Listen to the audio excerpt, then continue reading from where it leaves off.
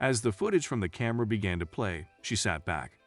She despised being compelled to take such dramatic measures after the daycare's poor reports in the previous month.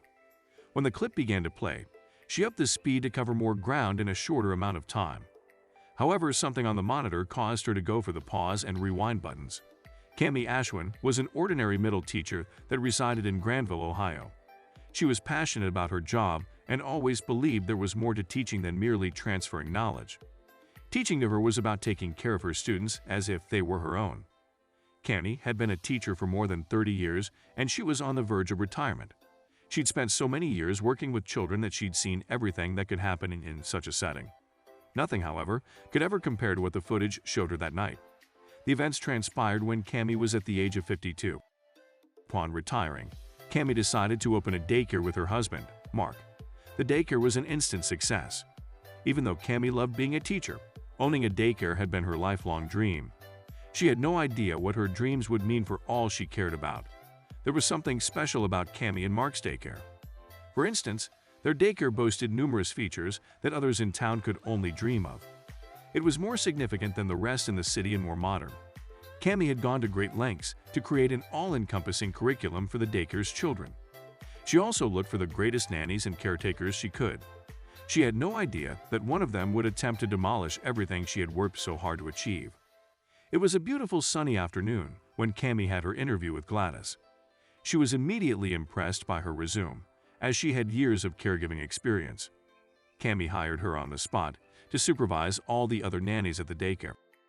The business was booming for Cami, and she desperately needed the extra help to manage all the children. This caused a chain of events that would shed a negative light on her daycare. Gladys was unlike any of Cami's previous caregivers. She was poised but formal in her attire, which included a tie. She made a series of changes to Cami and Mark's procedures in place. She persuaded Cami and Mark that the adjustments had helped her open some of the most successful daycares on the East Coast, and they were all in. If only they had known what was really going on. Cami approved every idea and concept Gladys proposed to her. However, parents seemed to remove their children from the daycare, which was very concerning. Many of their employees who were once cheery and happy seemed to be miserable, which led to many of them leaving their jobs. What could have caused such a reaction? Cami and Mark were stumped. Gladys was extremely severe on the children and the nannies, according to one of the nannies Cami spoke with. She'd instituted new schedules that didn't allow caretakers enough time to interact with the children, and she insisted on caring for them as a group rather than individually. Cami sat back and listened, knowing she wanted to investigate the situation more before she and Mark made any judgments. Cami decided that it was the best course of action to contact one of the parents who removed their child from their daycare. Cami adopted the approach of a mother rather than someone who owned a daycare and was concerned for her business. Cami wanted to find out why the parent decided to take their child out of daycare. What the parents shared with Cami made her install security cameras all over the facility. "Were you here when Johnny was born?" the father inquired. "You've seen him develop into the young man he is now. Have you ever noticed him flinching at loud noises or trembling as he climbs the stairs? I believe your new nanny is causing these children to be upset," she remarked.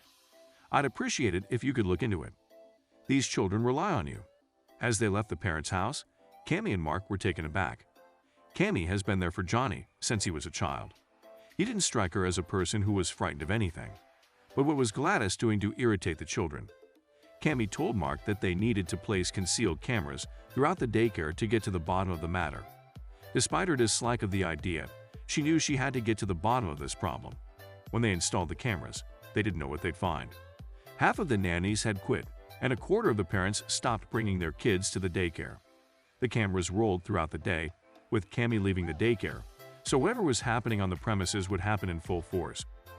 She returned that evening and, after checking in with everybody, Gladys included, hurried to her office to see what was happening.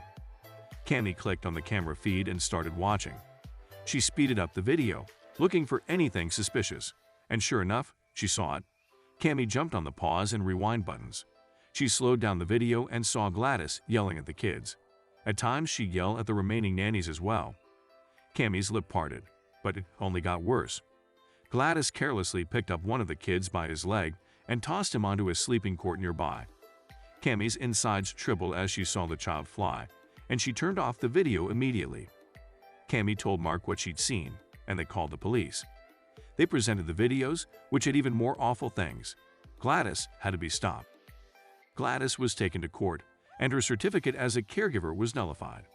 She was also charged with mistreating the kids she was supposed to love and nurture. For Cami, the harrowing event was an eye-opener. She learned that no matter how good a person looks on paper, it's always a good idea to know who they are in and out before entrusting them with a dear part of your life.